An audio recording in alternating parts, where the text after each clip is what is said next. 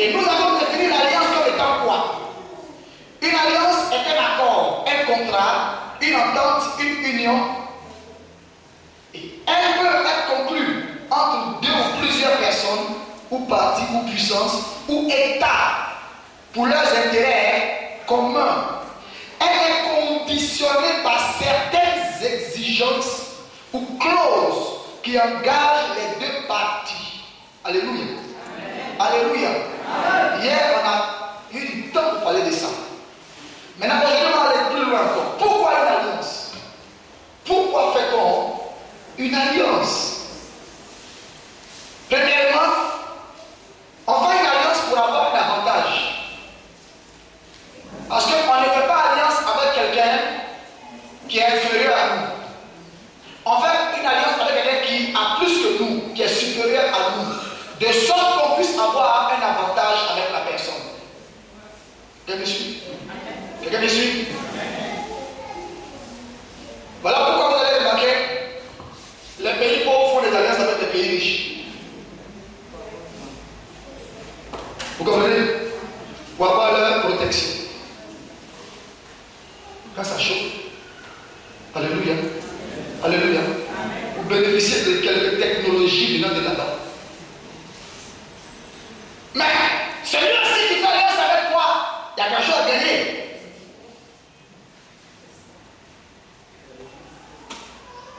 On peut faire une alliance aussi pour bénéficier d'une protection.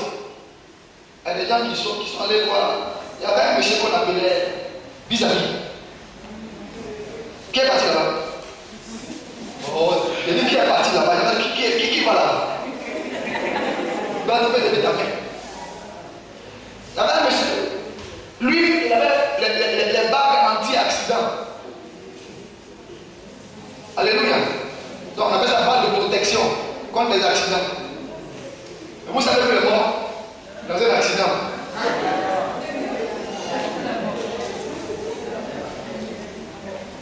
Alléluia. Alléluia. Il y a des gens qui ont des banderets. Ils ont des choses autour des reins. C'est pour la protection. Tu as fait alliance avec qui? Il y a un esprit derrière pour te protéger. Il y a des gens qui portent de ces trucs bizarres, des amulettes ici. Ou bien même ici. Il y a une femme qui met ça dans les cheveux. Tu ne peux pas passer par la maison. Qui a déjà fait ça dans la maison? Que Dieu te bénisse. Voilà. Tu joues au sérieux avec toi, tu as déjà fait ça. Amen. On fait une alliance aussi pour avoir une protection. Je n'ai pas de me baisser. Je vais sauter. Parce que ce soir, je vais aller plus en profondeur. On peut faire aussi une alliance pour être en sécurité et être secouru. Alléluia. Alléluia. Je vais lire cela dans Jérémie 33, verset 20 à 21. Pour ceux qui ont le livre, c'est la page 12. Ainsi parle l'Éternel. Si vous pouvez rompre mon alliance avec le jour et mon alliance avec la nuit, en sorte que le jour et la nuit ne soient plus en leur temps, alors aussi mon alliance sera rompue avec David, mon serviteur, en sorte qu'il n'aura point de fils régnant sur son trône, et mon alliance avec les Lévites, les sacrificateurs qui font mon service. Quelqu'un me suit? Donc une alliance peut permettre à une divinité de combattre pour toi. Quelqu'un me suit? Maîtrisez-moi les enfants derrière, s'il vous plaît. Maîtrisez-les-moi. Amen. Et ce soir, je vais aller directement avec un cas biblique.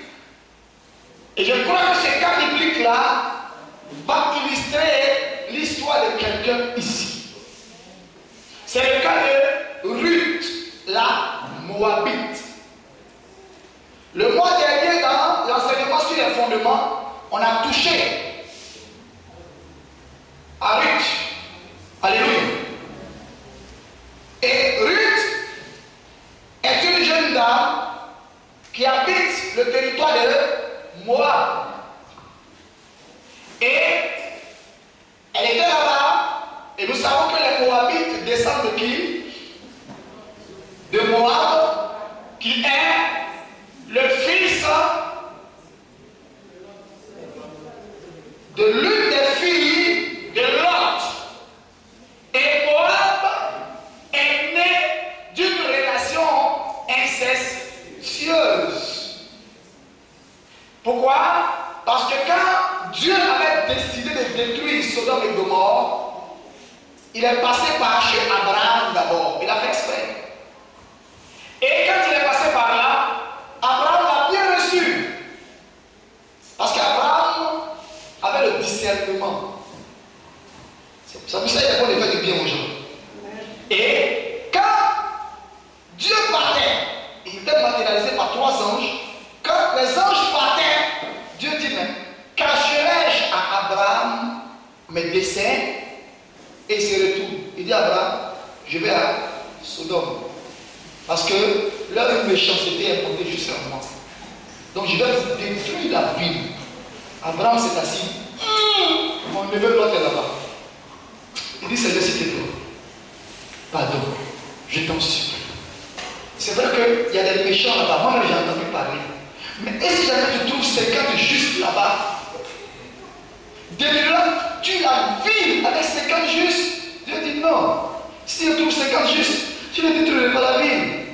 Abraham s'est arrêté, il a commencé à réfléchir. L'autre là, il n'aime pas évangéliser. Peut-être qu'il n'a pas eu 50 personnes là-bas. Mais Seigneur, s'il te plaît, est-ce que tu trouves 40 justes? Il dit, je ne détruirai pas la ville. Est-ce que tu trouves 30 justes? Je ne détruirai pas la ville. Est-ce que tu trouves, Seigneur, pardon pour la dernière fois, 10 justes? Abraham peut descendre jusqu'à 10, Seigneur, est-ce que tu verrais un seul juste là-bas? Il s'est arrêté à 10. Et Dieu est parti. Et arrivé là-bas, les anges vont entrer à Sodome. Ils vont effectivement constater que c'était une ville où il y avait, c'est-à-dire l'abomination.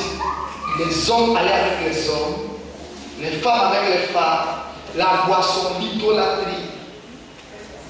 Et c'était vraiment terrible.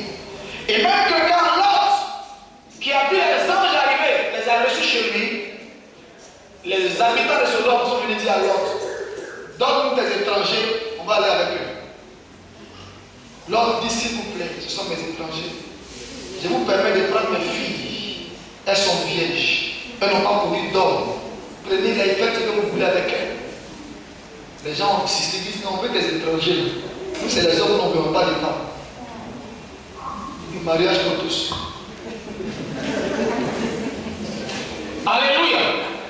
Alléluia. Donc, quand ils ont forcé la porte, l'ange a retiré Lot. Et il a ouvert la porte. Et il a fixé les habitants de Sodome. Et du coup, ils ont été tous frappés de cécité. Ils sont devenus aveugles. Ils marchaient, les yeux ouverts, mais ils ne voyaient rien. Est-ce que vous savez? L'ange que Dieu envoie ce soir va fixer tes ennemis. Ils seront frappés de cécité. Ils ne pourront plus jamais te localiser. Les yeux démoniaques qu'ils prennent pour te localiser. Ce soir, j'annonce que ces yeux sont fermés au nom de Jésus. Et les habitants de Sodome vont devenir aveugles. Et l'ange va dire à Lot, prends ton épouse, prends tes filles, prends tout ce que tu as comme habitant chez toi et allez sur la montagne parce que Dieu a décidé de détruire cette ville par le feu. Lot a récupéré son épouse, ses filles et puis ils ont commencé à partir. Même ces gens ont refusé de partir parce qu'ils étaient dans le mariage pour tous. Et ils ont commencé à partir. Et arrivé devant Maman Lot, quand le feu a commencé à descendre, parce que l'ange a dit que personne ne regarde derrière. Maman Lot, son mari dit, ne regarde pas derrière. Elle a tourné comme ça. Je vais vous poser une question. Est-ce que Maman Lot n'était pas dans le mariage comme aussi? Donc elle a regardé derrière. Et elle est devenue une statue de sel. Donc ça faisait que dans la famille, il ne restait que 2 filles et leur papa. Et ces deux jeunes filles, quand tout va se terminer, quand on s'assoit, on commence à réfléchir. Vous savez, il y a la sémence de l'environnement qui est toujours en nous. Quand quelqu'un naît quelque part, il y a une sémence qui reste en lui. Alléluia. Alléluia. Moi, j'ai lancé cette sémence-là. Quand j'étais à Djamé, et quand je me suis marié, j'ai dit, non, je suis venu au Docré. Et j'ai dit à Dieu, moi, si moi je quitte là, moi je vais à Cocody. Je ne retourne pas à Djamé, je ne peux pas ailleurs. Et puis à un moment donné, mon père arrive, je lui dis, oui, qu'il a un de ses frères qui est à Bobo. À Bobo, quelque part à Bobo là-bas, qui a des maisons. Donc, il aimerait que j'aille là-bas. Les maisons sont moins chères. Dans mon cœur, je dis, ça au nom de Jésus. Tu m'as dit, mais la même derrière. C'est à Djamé et puis à Bobo, ça commence par A. Il faut évoluer, il faut progresser. Après A, il y a B. Après B, il y a C. Je vais à la Cocody. J'ai le fusil. Et de là-bas, on est venu. On termine 82. La sémence d'Adiabé était encore là. Donc, je pensais petit. Non, j'ai fait tous les calculs. Quand on descend de Noma au culte d'Adiabé, je passe par les bois bouillis d'abord, je ne vais pas là. La sémence était là. Vous avez remarqué, il y a des gens, même quand ils sont en Europe, le matin, quand ils sortent, ils ont un gros pain dessus. La sémence du village est en eux encore.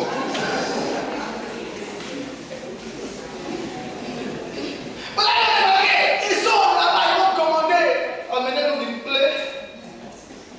Amenez-nous des escargots. Amenez-nous du gongo. Amenez-nous quoi encore? Soumana. Anjoma. Alléluia. La sémence est là. Quand tu vas dire non, chez nous là-bas, chez nous, sors de là-bas un peu.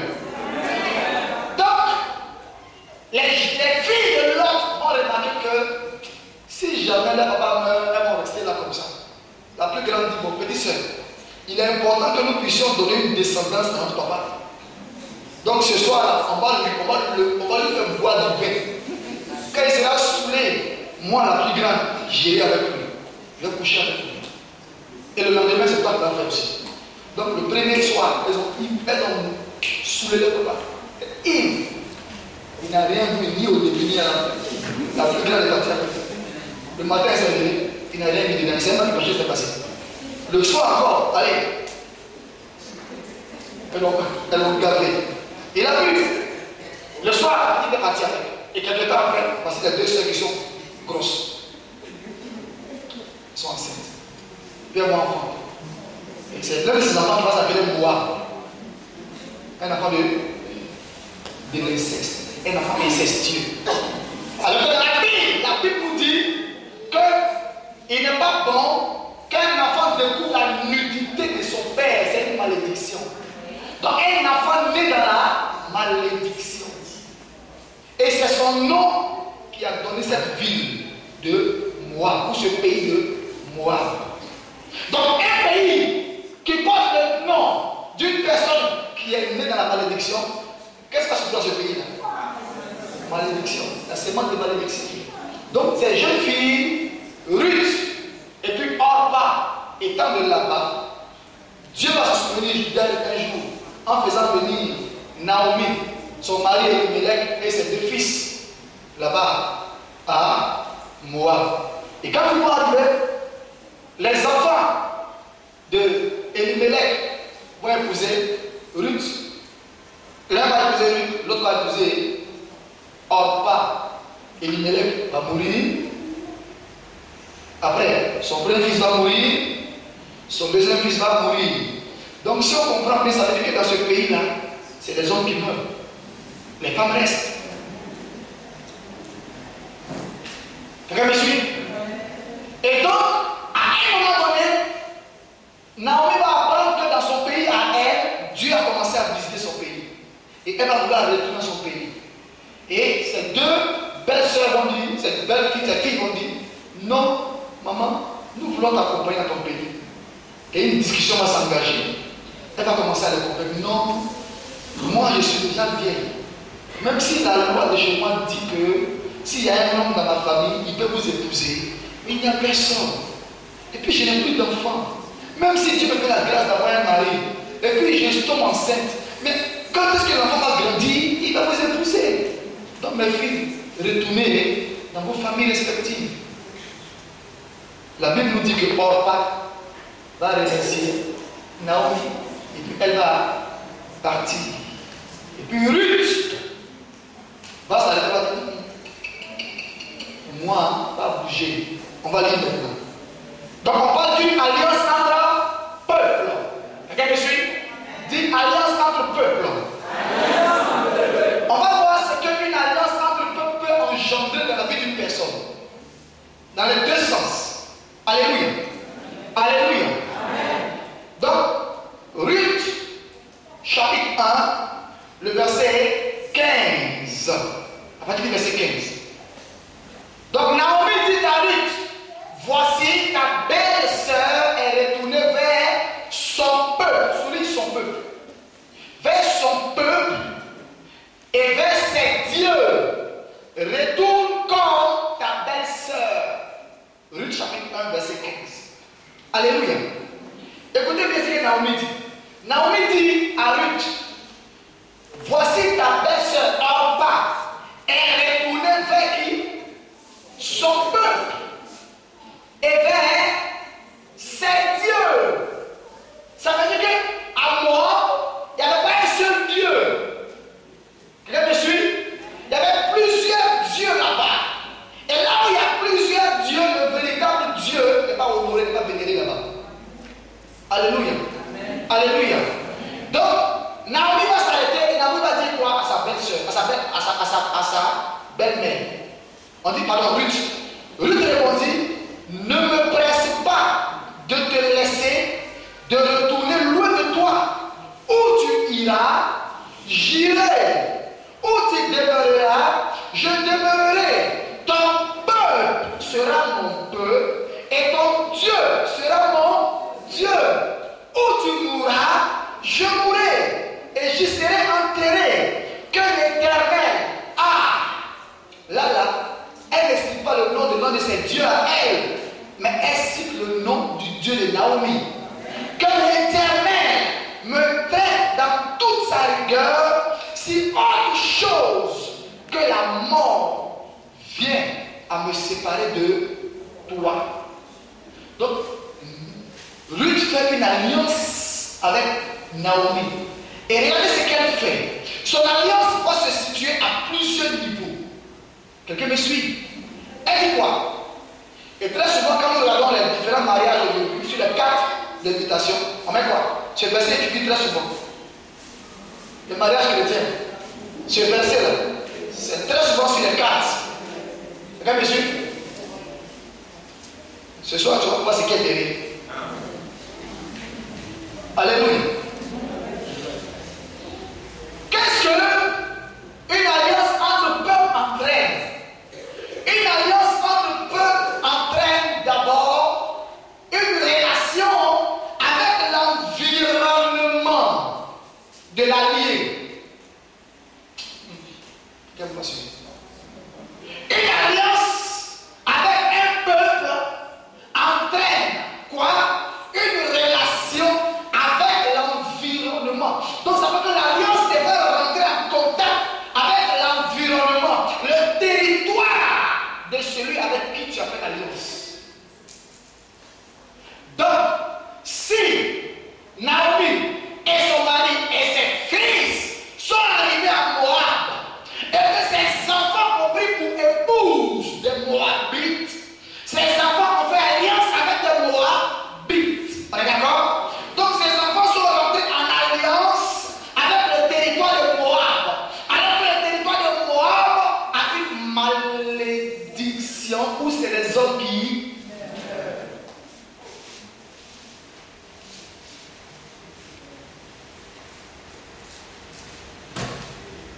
On entend ce soir. Et donc, l'environnement va agir. Vous savez,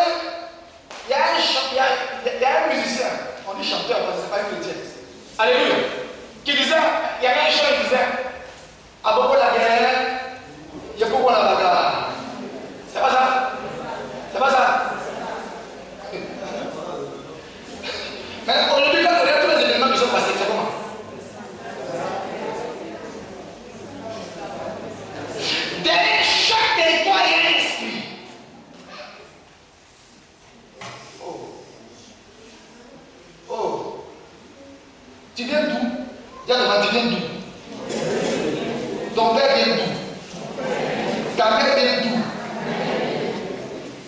Hier, il y a donné un exercice, non? Est-ce que tu as fait l'exercice? Alléluia. Redis, où tu iras, j'irai. Ça veut dire que je suis lié à toi. Même si tu vas à l'enfer, j'irai avec toi. Si tu vas, aïe, dans la maison de fétiche, j'irai avec toi. Si tu vas dans la forêt sacrée, j'irai avec toi.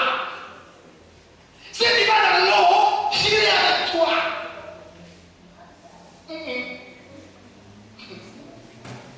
Je me rappelle, quand j'étais en prière avec ma femme, et puis à un moment donné, les réclamations au célibat m'ont rattrapé. Et puis ça a mis le grabuge entre elle et moi. Et puis on s'est séparés. Et puis je me suis accroché à une autre jeune fille. Et puis on a commencé à faire un programme rapidement de mariage même. Et puis un bon jour, il y a remarqué que depuis que je me suis mis en prière avec la fille, j'étais constamment malade. Mes amis me disaient, Élie, la jeune fille, c'est pas pour toi. Dieu n'est pas dans ça. Ils sont tous pasteurs aujourd'hui. Ils sont en Europe.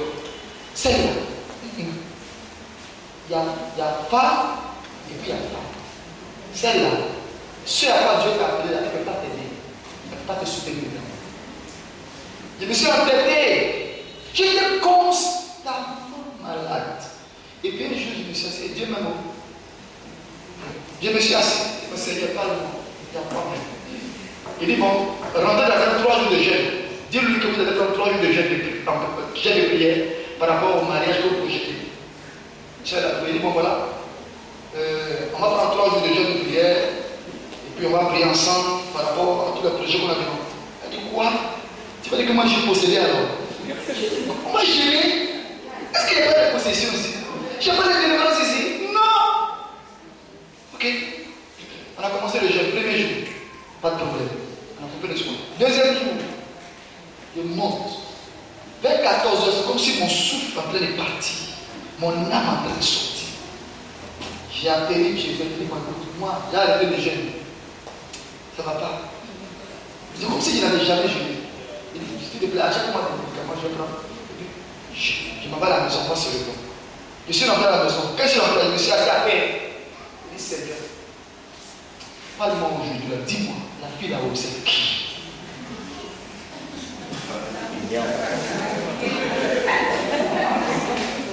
Écoutez-moi, il était 16 heures. Je suis assis à terre. Dieu m'ouvre les yeux. Je me retrouve sous la mer. Je suis sous la mer. Et puis je vois quelqu'un qui est en train de danser avec un voile. Je regarde bien.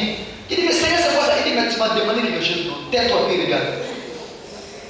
Je me suis assez calmement, j'ai regardé. Danse. Une sirène. Et puis après, l'image passe. Je vois un gros piton qui est en train de faire sa mue. Il a dit, ah! Il dit, si tu cries, tu vas pas. Tais-toi. Seigneur, ce que tu montres, c'est grave. Il dit, oui, je te montre, tu m'as demandé qui est cette fille. Écoute-moi, tu épouses cette fille, tu meurs spirituellement, tu meurs physiquement. Dans quelle alliance je vais rentrer? Où tu iras, j'irai. Ça veut dire qu'on te parle avec l'homme qui quittera son père et sa mère et s'attachera à sa femme. En même temps aussi, la femme quittera son père et sa mère et s'attachera à son mari. Ça veut dire que si son mari est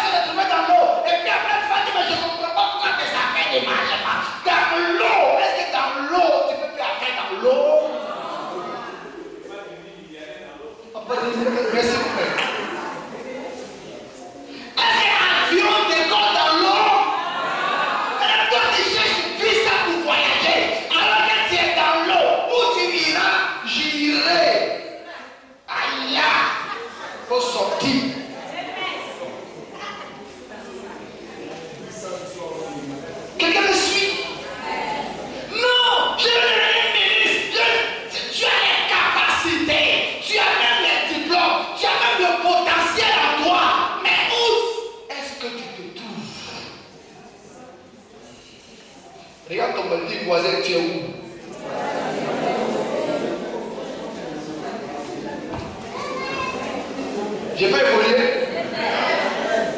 Où tu demeureras, je demeurerai. Tiens, comment tu demeures où?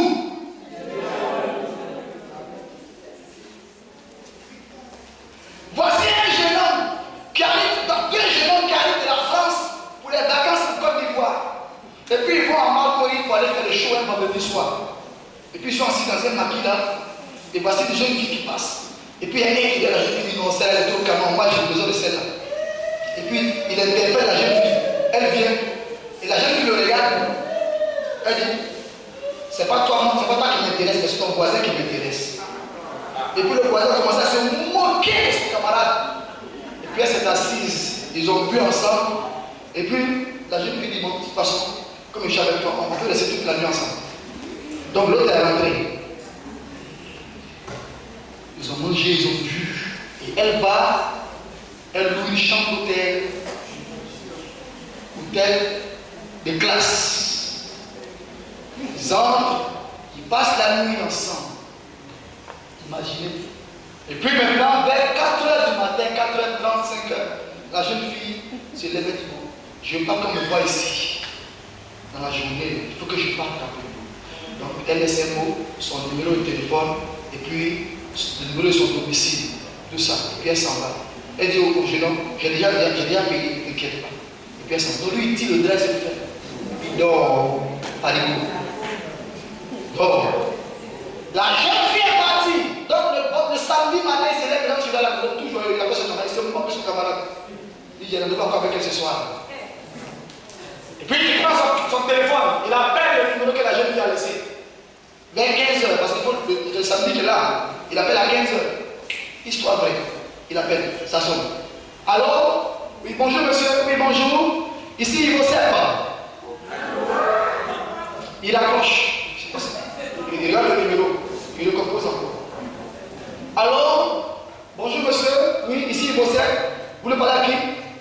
Il dit non, je sais. Comment ça? Il vous sert, il dit oui. Il accroche. Et puis il reprend, il prend son souffle. Il recompose le numéro. Et puis le même monsieur au bout du fil décroche. Et comme le monsieur est habitué à ça, il dit oui monsieur, vous voulez parler à qui?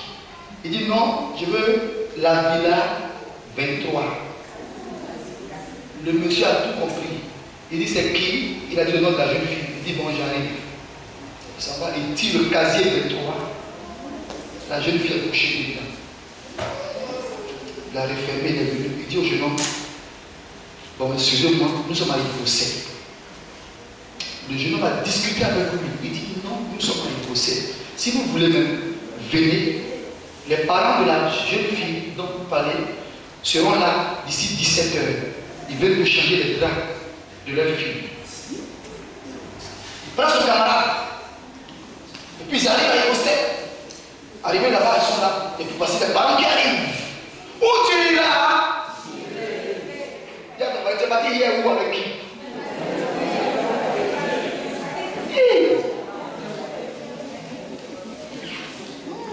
Les parents arrivent. Et puis, le monsieur qui a pris le téléphone explique aux parents, ah, voilà ce jeune homme. Il dit qu'il était hier avec votre fille. Les parents, c'est pas possible. La fille est décédée le week-end d'avant dans un accident de circulation. Il dit non, c'est pas possible. Non, moi je suis avec elle. Hier, là, mon ami qui est là, on est ensemble. Et puis bon, il tire le tiroir. Parce que la jeune fille qui est couchée, il regarde celle-là, et qui est couchée. Les deux tombent en 5 ans. On les amène à Benjerville.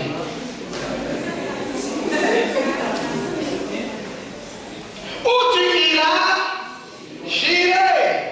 Où tu demeureras, je demeurerai. Où tu mourras, je mourrai. Et je serai enterré. Il y a des alliances qui nous mettent dans une situation que nous n'avons pas choisie. Vous avez remarqué, il y a certaines personnes qui ne peuvent pas sortir de l'endroit. Tu fais tout, mais tu ne peux pas sortir de l'endroit. Cette ville. Même si on va affecter quelqu'un, c'est pas toi, on va prendre. Prends quelqu'un d'autre. Et toi, tu dois rester là. Parce Parce qu'il y a une loi de l'environnement qui était, il y a une alliance avec l'environnement. Où tu iras, j'irai. Mais la personne qui a dit l'alliance avec toi est là, elle est morte là. Toi, tu es parti où? Quelqu'un me suit? La deuxième chose que l'alliance fait, l'alliance te met en relation avec le peuple de l'allié. Ton peuple sera mon peuple. Si c'est un peuple qui est voleur, tu deviens voleur. Si c'est un peuple sorcier, tu deviens sorcier. Maintenant, je vais te poser une question. Entre ton père et ta mère, quand ils se sont rencontrés, ils se sont dit quoi?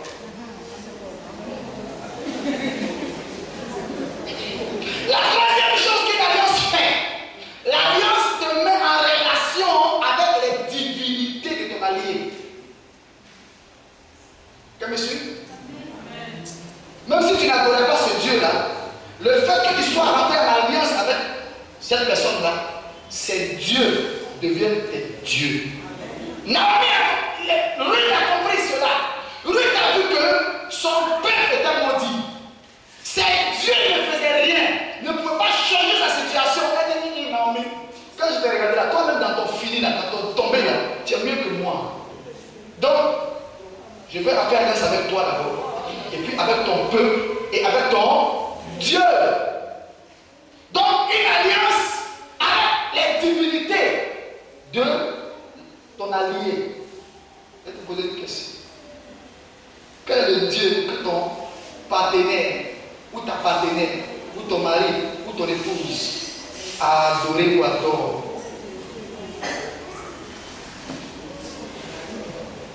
Tu parles à quelqu'un ce soir? Amen. De quelle famille vient ton conjoint? Quelle est la divinité qui est adorée là-bas? Toi, tu es ici, tu es chrétien, en train de prier, en train de lire, en train de détruire. Mais quelle est la divinité avec laquelle ton père ou ta mère est rentré en alliance à travers le mariage entre le peuple?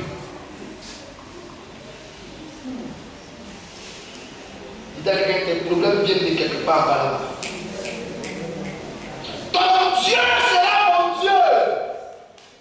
L'arrière-grand-père a épousé une indienne. Toi, tu n'étais pas là. Bon, toutes les divinités indiennes là. Ça va aller. Alléluia. Mais il y a une bonne guerre ce soir. Alléluia. Alléluia. Si une alliance avec quelqu'un peut te mettre dans des situations bizarres, une alliance aussi avec une personne peut te mettre dans des situations agréables. Naomi vient d'où? Oh my God. Naomi vient d'où? Prends ta Bible, Ruth chapitre 1. Et Ruth chapitre 1. Faut qu'on lise. Ruth chapitre 1. Tu as trouvé? Bon, je suis plus avec toi. Ruth chapitre 1. Je lis à partir du verset 1 au nom de Jésus. Du temps des juges, il y eut une famine dans le pays. Un homme de Bethléem de Juda partit avec sa femme et ses deux fils pour faire un séjour dans le pays de Moab. Naomi vient d'où? Elle vient de Bethléem. Mais elle vient de quelle tribu? Elle vient de la tribu de Juda. Naomi elle vient d'où? De Moab. On est d'accord? Descendant de Moab. Donc Naomi est descendante de qui? Juda. Ça peut aller? Ça peut aller. Maintenant, qui est Juda? Hein? Qui est Juda? Juda était l'un des 12 fils de Jacob. On est d'accord? Et Jacob était le fils de qui? D'Isaac. Isaac était le fils de qui? D'Abraham. Oh, dis à quelqu'un, répète, mais d'une manière différente. Et quelqu'un va subir ça encore. Donc, Judas vient d'Abraham. Alors que Dieu a dit à Abraham, quitte ton pays, quitte ta patrie, quitte la maison de ton père et va dans un pays que je te montrerai. Il dit quoi? Je te bénirai, je ferai de toi une source de bénédiction. Abraham partit et Abraham va avoir Isaac, Isaac va avoir Jacob et Jacob va avoir Judas. Maintenant, qui était l'aïeux de Ruth? On dit quoi? Ruth est une des petites filles de Moab. On est d'accord? Et Moab est le fils de la fille de qui? De Lot. Alors que Abraham est qui pour Lot? Abraham est l'oncle de Lot. Donc Abraham et Lot ont la même racine. Mais à un moment donné, il y a une séparation. Et puis l'histoire va se recoller quelque part. Ton histoire va prendre un nouveau tournant à partir de ce soir. Faisons une comparaison. Quand Ruth va dire que moi je fais alliance avec toi, les avantages de l'alliance vont se manifester à quel niveau? Elle dit quoi? Je fais alliance avec toi. Ton peuple sera mon peuple, ton Dieu sera mon Dieu, où tu iras j'irai. Donc Ruth quitte d'abord son environnement où il y a la malédiction. Elle sort. J'avoue que ce soir, quelqu'un va sortir d'un environnement infesté. Je ne sais pas si la personne est ici. Je crois que c'est ton voisin. Non, je crois que c'est ton voisin. Je crois que je parle à ton voisin ce soir. Si c'est toi qui c'est moi et c'est moi. Tu n'as pas choisi. Tu n'étais pas là quand ton grand-père ou ton arrière-grand-père s'est marié avec sa femme. Tu n'étais pas là. Ils ont fait leur alliance et puis toi tu subis. Mais ce qui est pire dans l'histoire, Ruth n'était pas là. Mais Ruth était victime. Mais est-ce que vous savez qu'on ne reste pas victime toute la vie? Je vous ai dit que nous avons commencé depuis le 1er juillet 2013 une nouvelle saison qu'on appelle la saison d'une nouvelle opportunité. Et celui qui prendra au sérieux cette opportunité, il va changer le cours de sa vie et l'histoire de sa famille. Ruth va se retrouver dans une opportunité. Elle n'a pas choisi de naître dans ce pays. Elle n'a pas choisi d'être la descendante de Moab. Mais elle a subi la malédiction. Elle a perdu ce qu'elle avait de chair. Et Ruth va remarquer que Naomi a un Dieu qui bénit. Naomi vient d'une nation qui bénit. Elle dit, où tu iras?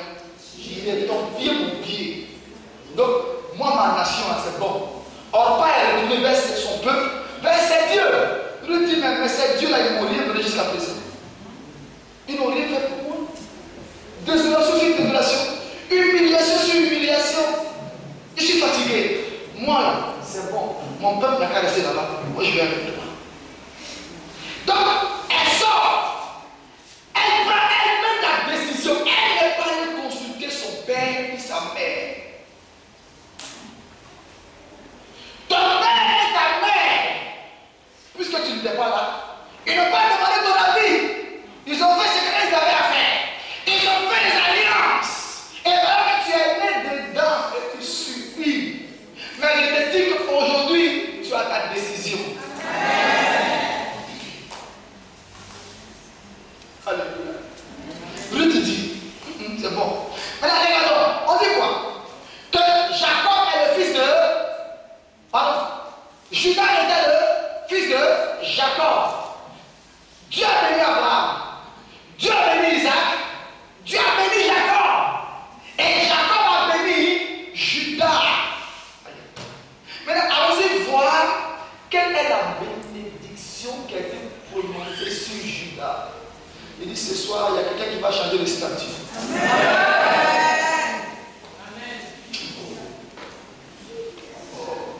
Quelqu'un va changer le statut. Il va quelqu'un changer le statut dans cette salle. Est-ce que tu sais que normalement, tu es d'une classe royale, mais à cause d'une alliance, tu te retrouves dans une situation. Un peu comme la Bible dit, les princes à terre et les esclaves sur les chevaux. Regarde ton voisin, dis le voisin, ce n'est pas ta position ça. Dis le voisin, ce n'est pas ton rang ça. Mais je t'annonce qu'à partir de ce soir, ton rang va changer. Ta position va changer. Ta position va changer. Ta position va changer. Ta position va changer. Ruth est née dans une terre de malédiction. Parce que son aïeux, ou bien son arrière-grand-mère a commis l'inceste avec un de ses aïeux. Et puis elle est sortie de là. Donc le sang incestueux a coulé en elle, le sang de la malédiction coulait en elle, le sang de cette alliance a coulé en elle. Donc partout on doit passer, elle va échouer. Maintenant, il faut qu'il ait une alliance avec une personne qui est bénie. Amen. C'est monsieur ce soir, il faut une alliance avec quelqu'un qui est béni pour que ta vie change. Ce soir, il aura une alliance à ce soir. Avec quelqu'un qui est béni. Écoutez-moi. Alors la Genèse 49. Genèse 49. On parle de Judas là. Genèse 49.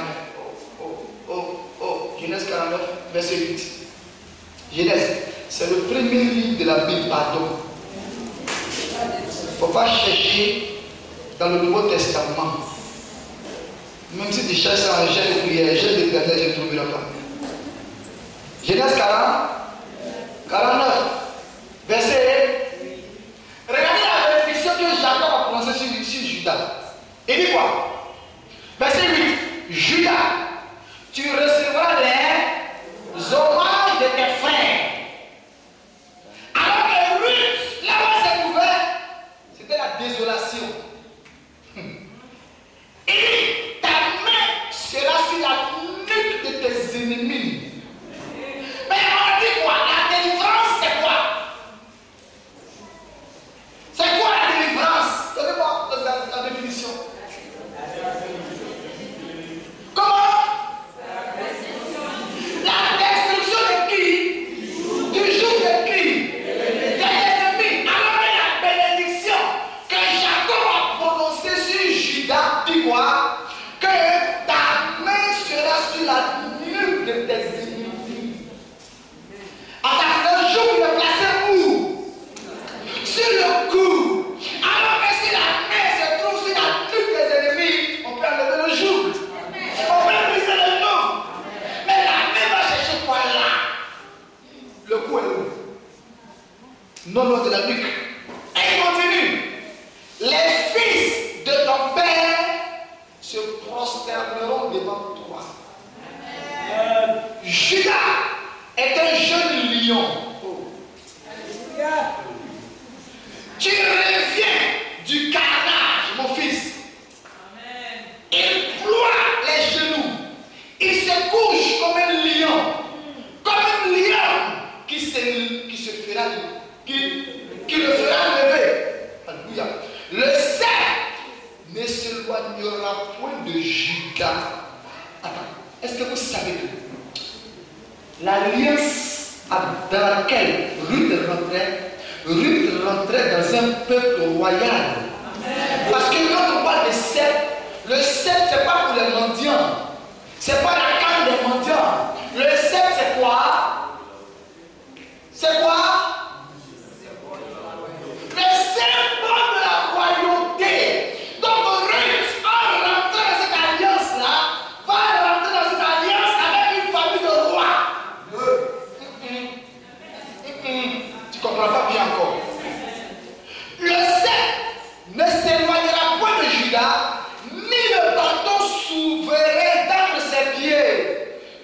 jusqu'à ce que vienne le Shiloh et que les peuples lui obéissent. Mais laissez-moi poser une question. Jésus vient de quelle tribu?